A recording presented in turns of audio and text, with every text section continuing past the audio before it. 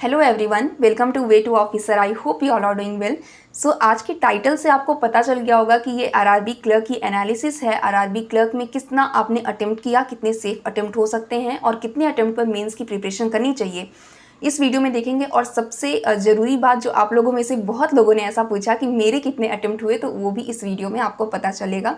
सो इस वीडियो को पूरा देखिएगा, काफ़ी हेल्पफुल होगा आपके लिए। आरआरबी क्लर्क का जो एग्ज़ाम था वो मेरा 8 को था, मेरी 4th शिफ्ट थी, 2:15 पर रिपोर्टिंग थी मेरी। एंड जिस तरीके का पैटर्न इस बार देखने को मिला है वो काफ़ी डिफरेंट रहा है अगर हम पिछली बार की तुलना में कंपेयर करते हैं तो।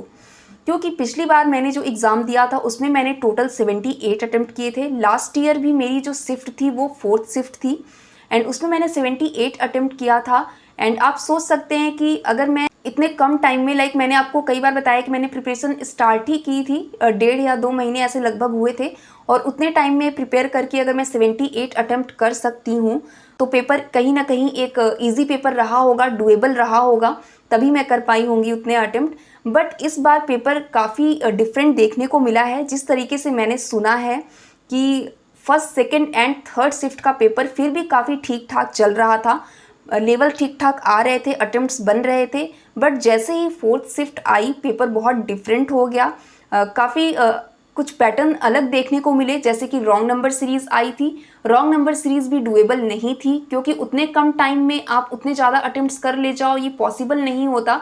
क्योंकि एक तो इतना हमें प्रेशर होता है कि हमें ज़्यादा अटेम्प्ट करने हैं, क्लर्क का एग्ज़ाम है, राइट। ऊपर से रॉन्ग नंबर सीरीज़ देखने को मिल जाए, या फिर थोड़ी सी लेंदी आपको पजल देखने को मिल जाए, या फिर डीआई मिल जाए इस तरीके से कैलकुलेटिव, तो आप काफ़ी परेशान हो जाते हो। और बिल्कुल पॉसिबल नहीं है कि आप उतने कम टाइम में पूरे 80 में 79 या 78 अटेम्प्ट कर लो अगर पेपर ऐसा आया है तो इस वजह से काफ़ी देखने को मिला कि 4th shift and 5th shift वालों का जो एग्ज़ाम है उनका थोड़ा सा डिफरेंट था एंड उनके अटेम्प्ट्स भी थोड़े कम हुए हैं। 70 से नीचे बहुत लोग आ गए हैं, 67, 68, 64, 65 ऐसे बहुत लोगों ने किया है। एंड जिन्होंने first, second and third shift में दिया है, आई थिंक उन्होंने 70 या 70 प्लस किया होगा। आप लोगों का किस शिफ्ट में था, आपने कितना अटेम्प्ट किया है, प्लीज़ बताइएगा कमेंट में। एंड अपनी एक्यूरेसी भी बताइएगा कि आपको कितनी लग रही है, कि एक्यूरेसी कितनी है, क्योंकि एक्यूरेसी का काफ़ी बड़ा रोल होने वाला है यहाँ पर। सो यस, आप ज़रूर बताइएगा। एंड मैंने कितना किया है ये मैं आपको बता देती हूँ। मेरा जो एग्ज़ाम था वो 4th शिफ्ट में था, बट हेल्थ इशू के कारण मैं एग्ज़ाम नहीं दे पाई, क्योंकि मेरा सेंटर 200 समथिंग किलोमीटर था मेरे घर से, और मेरी तबीयत बिल्कुल सही नहीं थी कि मैं वहाँ तक जा पाऊँ 200 किलोमीटर तक एग्ज़ाम देने के लिए, और फिर वहाँ से वापस लौट आऊँ, क्योंकि काफ़ी टाइम लग जाता, और तबीयत बिल्कुल भी सही नहीं थी कि मैं इस एग्ज़ाम को अटेम्प्ट कर पाऊँ, जिसकी वजह से मुझे ये एग्ज़ाम छोड़ना पड़ा है, मैं नहीं दे पाई हूँ। बट कोई बात नहीं, आगे और भी अपॉर्चुनिटी है। सो इसलिए मैंने एनालिसिस नहीं की। मुझे लगा कि जब मैं एग्ज़ाम नहीं दी हूँ तो मैं फिर क्या एनालिसिस ही क्या करूँ। बट आप लोगों में से इतने लोगों ने कमेंट किया तो फिर मैंने सोचा एक बार बता देती हूँ, ताकि आप लोग को भी क्लियर हो जाए। नहीं तो आप लोग सोचेंगे कि क्यों नहीं बता रही है, क्यों नहीं अभी तक एनालिसिस क्यों नहीं की। बट मेरी एक फ्रेंड ने दिया था एंड उसने भी लास्ट ईयर 79 अटेम्प्ट किया था एंड उसका भी प्री क्लियर हो गया था। उससे मैंने पूरा डिस्कस किया है, मैंने पूछा है, क्योंकि उसका 4th शिफ्ट में था, इसलिए मैं आपको 4th शिफ्ट का ज़्यादा बता रही हूँ।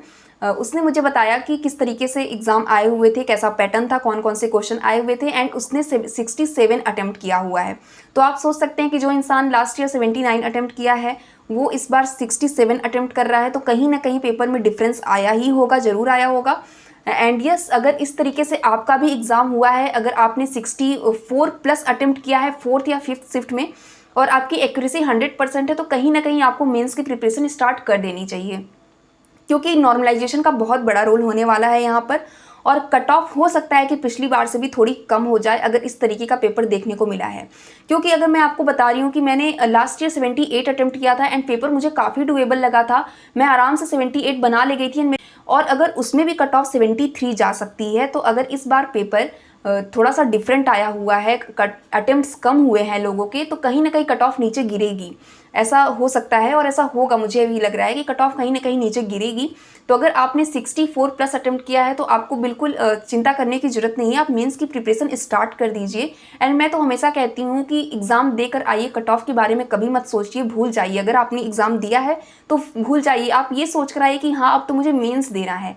ये ज़रूरी नहीं है कि आपका हो या ना हो, ये मैटर नहीं करता, आपने उसके आगे की रणनीति कैसे बनाई है, आगे किस तरीके से प्रिपरेशन आप कर रहे हो, वो ज़्यादा मैटर करता है, राइट। तो आई थिंक इसके लिए आपको बिल्कुल प्रिपेयर रहना होगा। मैंने मेंस की स्ट्रेटजी भी डाली हुई है, मैंने कंप्यूटर अवेयरनेस के लिए भी वीडियो बनाया हुआ है कल, तो आप उसे देख सकते हैं। क्योंकि देखिए बैठे रहने से तो कुछ होगा नहीं, हमें आगे बढ़ना है, आगे अपने जो स्ट्रेटजी है, जो भी एग्ज़ाम आने वाले हैं उस पर वर्क करना है।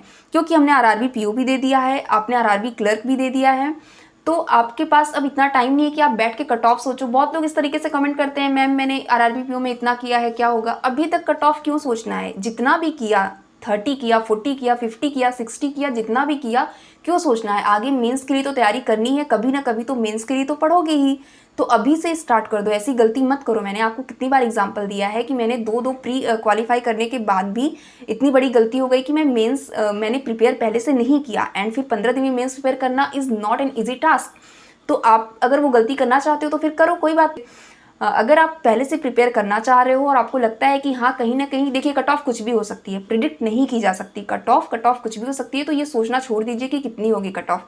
आप मेंस की प्रिपरेशन स्टार्ट कर दीजिए। आगे आईबीपीएस क्लर्क है, उसकी भी प्रिपरेशन हम लोग करेंगे, आईबीपीएस पीओ आएगा, वो भी साथ में लेकर चलेंगे, सारी चीज़ें करेंगे, क्योंकि मेंस तैयार होना पहले से बहुत ज़रूरी है। ओके, कहीं ना कहीं तो निकलेगा ही, 2 एग्जाम नहीं होगा, 3 एग्जाम नहीं होगा, 4 नहीं होगा, 5वें में लेंगे यार, बट लेना तो है ही ना। ऐसा तो नहीं है कि आप बैठे रह जाओगे, एग्जाम ही नहीं होगा या फिर रिजल्ट ही नहीं होगा, आपका सिलेक्शन ही नहीं होगा कहीं।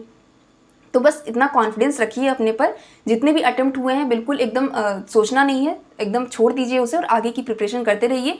बट जिनका एग्ज़ाम 14 को है, बहुत लोगों का एग्ज़ाम 14 को है, एंड वो लोग सोच रहे हैं कि किस तरीके से पेपर आया होगा, कैसे करें, कहाँ से क्वेश्चन करें, तो गाइडली पर जो है मेमोरी बेस्ड पेपर आ चुका है, मैं उसका लिंक दे रही हूँ डिस्क्रिप्शन बॉक्स में। आप जाइए और वहाँ से क्वेश्चन को सॉल्व करिए, जिससे आपको एक आइडिया लग जाएगा कि हाँ किस तरीके का क्वेश्चन आया हुआ था एंड किस तरीके से मुझे कहाँ पर मेरी कमी हो रही है और कहाँ पर मैं इतने कम टाइम में अभी कहाँ पर थोड़ा सा वर्क कर सकता हूँ या इम्प्रूव कर सकता हूँ। क्योंकि मेमोरी बेस्ड पेपर देने से ना क्या होता है कि एक आइडिया लग जाता है दिमाग में, एक फ्रेमवर्क सेट हो जाता है दिमाग में, जिससे एग्जाम में आप जब जाते हो तो आपका माइंड इस तरीके से बना रहता है कि हाँ ऐसे क्वेश्चन भी आ सकते हैं, तो मुझे इस तरीके से वर्क करना है, इस तरीके से मुझे क्वेश्चन को अटेम्प्ट करने हैं। तो कहीं ना कहीं आप वो माइंड मैप बना लेते हो, राइट। तो इसलिए पेपर को सॉल्व करना मेमोरी बेस्ड बहुत ज़्यादा जरूरी है। तो आप जाइए, उसका लिंक मैं दे रही हूँ, आप उसे सॉल्व कर लीजिए, आपको काफ़ी हेल्प मिलेगा। ओके, एंड यस, एकदम कॉन्फिडेंट होकर जाइएगा। बिल्कुल ये मत सोचिए कि लोगों ने कितने अटेम्प्ट किए या फिर पेपर टफ आ सकता है या फिर बहुत इजी आ सकता है, और ये तो मत सोचकर जाइएगा कि इतना बेंचमार्क सेट कर लिया, मुझे 80 में 80 बनाकर आना है, पूरा 80 तो मैं कर ही दूंगा या फिर मैं 78 79 कर ही दूंगा। हो सकता है पेपर टफ आए तो आप कम भी कर लो। अपनी एक्यूरेसी पर पूरा ध्यान रखना, एक्यूरेसी गड़बड़ नहीं होनी चाहिए, बस ये चीज़ ध्यान रखेंगे आप तो हो जाएगा। एंड बिल्कुल चिंता करने की जरूरत नहीं है, जिनका हो गया है उनको भी चिंता करने की जरूरत नहीं है। मेंस की प्रिपरेशन स्टार्ट कर दीजिए। एंड मैं आप लोगों के लिए एक स्टैटिक की सीरीज़ भी लाने वाली हूँ, तो अगर आप लोग प्रिपरेशन स्टार्ट करोगे तभी तो आप लोग पढ़ पाओगे, राइट, साथ में। तो इस तरीके से मुझे लगता है कि हम लोग साथ में इस तरीके से प्रिपरेशन कर सकते हैं। तो आप लोग स्टार्ट कर दीजिए, स्टैटिक की सीरीज़ आने वाली है, एंड उसमें मैं जितने भी करंट में न्यूज़ में रहे हैं, जो भी स्टैटिक लाइक कोई कंट्री न्यूज़ में रही है, कोई ऑर्गेनाइजेशन न्यूज़ में रहा है, वहाँ से क्वेश्चन बन सकते हैं, तो वो सारी चीज़ें हम वीडियो में डिस्कस करेंगे, जिससे हमारा स्टैटिक पोर्शन भी कवर हो जाएगा। एंड इस तरीके से हम मेंस को कवर करते चलेंगे, प्लस हम लोग प्री को भी ध्यान में रखते हुए चलेंगे, जो एग्जाम आने वाले हैं, क्योंकि बहुत बड़े बड़े एग्जाम अभी बचे हुए हैं, like IBPS PO and SBI PO, जो कि एक ड्रीम जॉब होती है लोगों की कि वहाँ तक पहुँच जाना है मुझे। सो अभी ये एग्ज़ाम हमारे पास है, ये अपॉर्चुनिटी है हमारे पास, तो हम लोग साथ में मिलकर प्रिपरेशन करेंगे, बिल्कुल घबराने की जरूरत नहीं है। एंड यस, अपने ऊपर कॉन्फिडेंस रखिए एंड प्रिपरेशन ऐसे ही रेगुलरली करते चलिए। एंड अगर आपको वीडियो अच्छा लगा हो तो लाइक कर देना एंड सब्सक्राइब भी कर देना। एंड कोई क्वेरी हो तो आप कमेंट बॉक्स में पूछ सकते हैं। मिलते हैं नेक्स्ट वीडियो में, अपना ख्याल रखिए, खुश रहिए, बेस्ट ऑफ लक।